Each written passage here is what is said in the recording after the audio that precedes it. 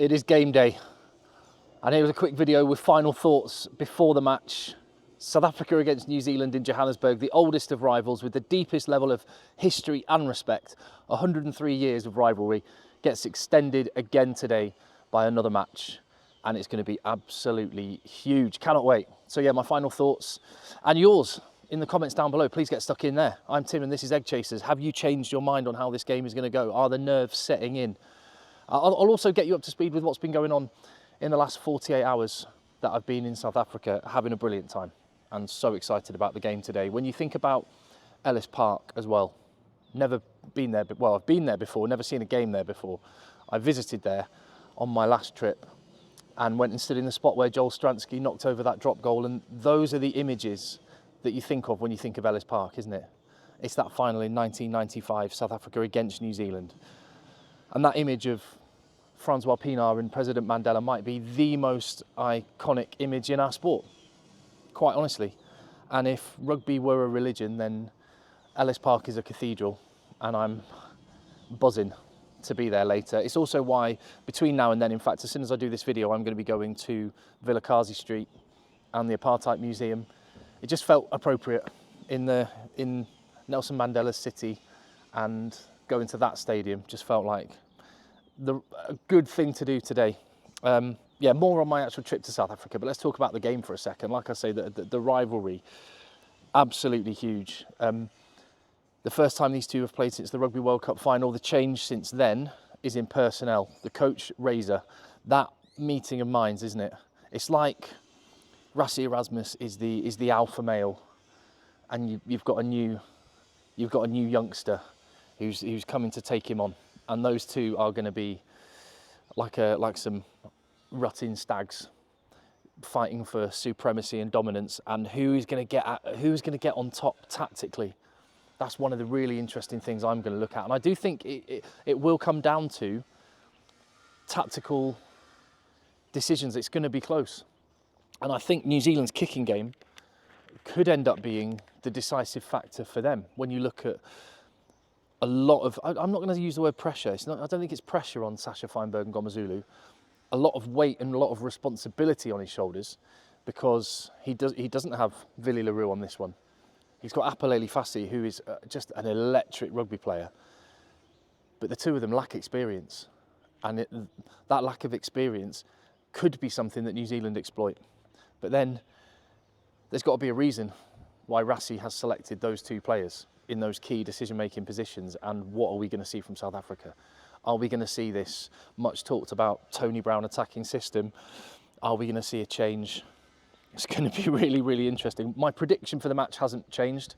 I think it's going to be South Africa by 5 points. And I just look at the bench, Malcolm Marx, Eben Etzebeth among it, and that's insane, isn't it? I know the Etzebeth thing was because of his injury. Or was that a mind game? The opinion seems split right down the middle, whether that's Rassie doing Rassie things or whether that was just completely legit. I don't know. I'll try and find out. But those two guys, just as much as anything, yes, they're amazing rugby players, and that's going to have a massive impact coming off the bench. But can you imagine the confidence it must give a team when you're tired, you're blowing, it's tight, and you look over and trotting on is a fully fresh Malcolm Marx and Eben Etzebeth. I mean, the lift that must give you. So I haven't changed in my prediction. I think that's where the game will win. I would not be surprised, and in fact, I'll even be so bold as to actually predict New Zealand will be in front at half time. All right, yeah, let's go for that. So South Africa will win by 5 points. New Zealand will be up at half time by a couple. There's my prediction for how this game's going to go. I think New Zealand will fancy it. I think they'll sense an opportunity, and it's not because the South African pack is weak. Far from it. There's 6 guys in that pack that were in the Rugby World Cup squad. But Ruan Nortje is inexperienced at this level. Ben Jason Dixon is inexperienced at this level. And when a game is on tight margins, 1-2% here and there could make all the difference. Is Pieter-Steph du Toit, the godlike player that he is he going to be 1 or 2% from his potential peak because he's not playing flanker in his second row. Even a 98% Peter Steph Toy is better than pretty much anyone else in the world. But these tiny, tiny margins can make a difference. And I think New Zealand will sense an opportunity, and I think they'll know they've just got to go for it. And they will. And with that back line, and I talked about Sasha and Apolele Fassi, the rugby IQ in the New Zealand back line, Damien McKenzie, Geordie Barrett, Bowden Barrett.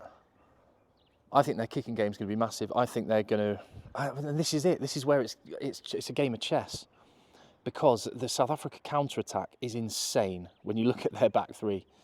Arendse, Colby, Fassi. So New Zealand have got to kick well. But then again, New Zealand's defence, they always trust their defence. So do they try and tempt South Africa into counter-attacking, trust their defence, and catch them upfield? It's going to be really, really interesting. Cannot wait. Cannot wait. Have you noticed, though, New Zealand's very, very quiet this week? They haven't been saying anything. And I was thinking about this. It reminds me of the build-up to the Rugby World Cup semi-final, if you remember. England said nothing. And I was in a fortunate position where I had like media accreditation, so I could go to press conferences and stuff.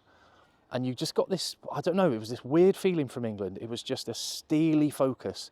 They said very little. They made no noise, gave nothing more than the interviews that they had to. And in those interviews, they said very little. And then they turned up and they went for it. And there's something about New Zealand, the silence from New Zealand feels eerie. And it's almost like the less they're saying, the more I think they're up for it. So, yeah, cannot wait.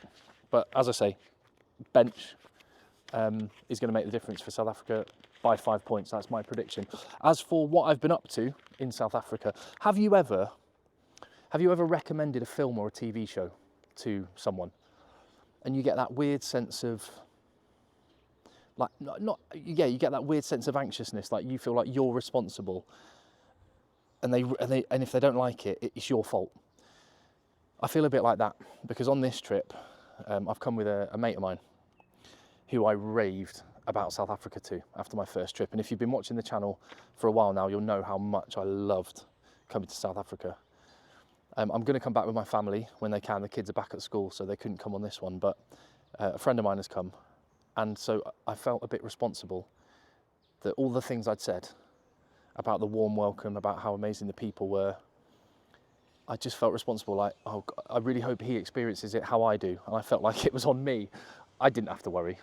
I really didn't have to worry. We've been here 48 hours and we have been hosted at 2 different people's homes and could not have been made to feel more welcome.